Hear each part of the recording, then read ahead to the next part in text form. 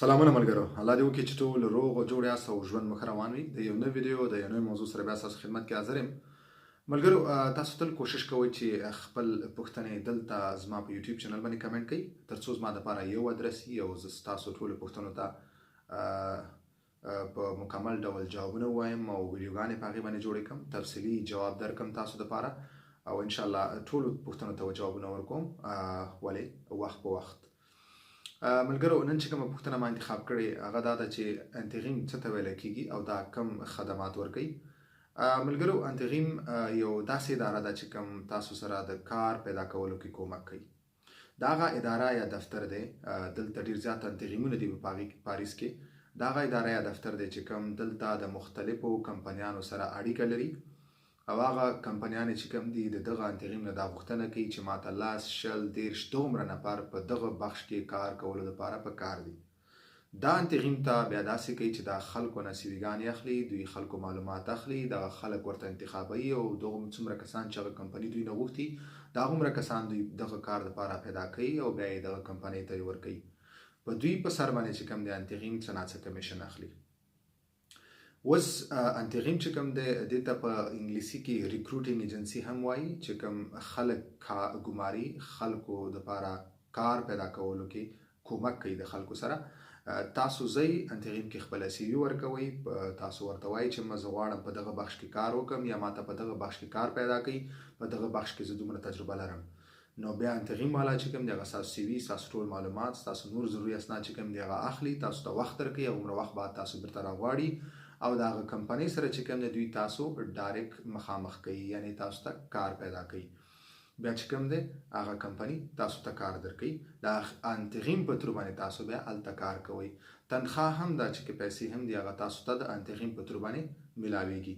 بله دا د دې کې د انتیغیم دغه ګټه دغه فایده ده چې انتیغیم ستاسو په سر باندې څه نه څه کمیشن چې کوم دی د کمپنۍ نه اخلي. مطلب دا د انتیغیم دغه خدمات ورکوي چې دوی کمپنیانو دپاره خلک پیدا کوي، یعنی کارمندان کار دپاره ورته خلک پیدا کوي او زموږ او ستاسو سره دغه کومک کوي چې زموږ او ستاسو دپاره کار پیدا کوي.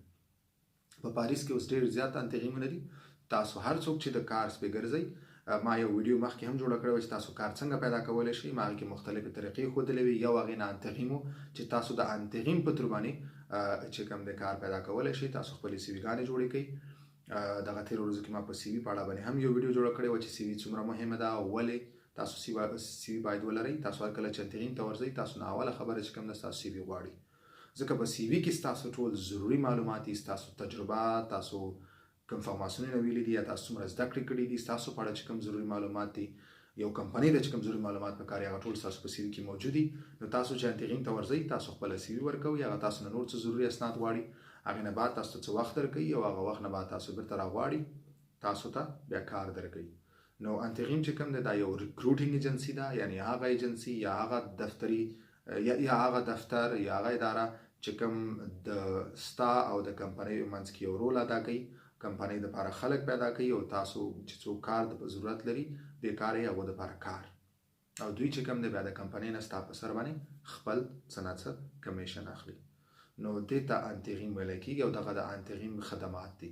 نو هر ملګری که څوک غواړي چې دی کار وکړي او کار ځان ته پیدا کړي، نو یو طریقه یو لارې دا هم ده، تاسو انتیغیم ته تللی شئ او هغه تاسو دپاره کار پیدا کوي. بل انتیغیم کې چې کوم د ټول تاسو سپین کار دی او دا یو بهترینه خبره ده. څومره کارونه چې هغه تاسو ته پیدا کوي تاسو هغه ټول سپین کارونه دي. نو هر څوک چې غواړي او بیکاره یې هغه د خپله سی وي جوړه کړي او د خپله د چې کوم ځای کې اوسېږي هغه ساحه کې انتیغیمونه شته هغه د ګوګل د طریقه سرچ کړي او نږدې ترین انتیغیم ته دې ورشي، خپل سی وي دې ورکړي، خپل ټول معلومات دې ورکړي او دی ورته ووایي چې په دغه بخش کې یا په دغه ساحه کې ما کار کړی دی یا زه په دغه ساحه کې کار کول غواړم. که هغه هر کاري انتیغیم والا چې کوم دی هغه تاسو ته هغه کار پیدا کوي. صحیح ده؟ نو مننه ملګرو، دغه وه زما نننۍ ویډیو.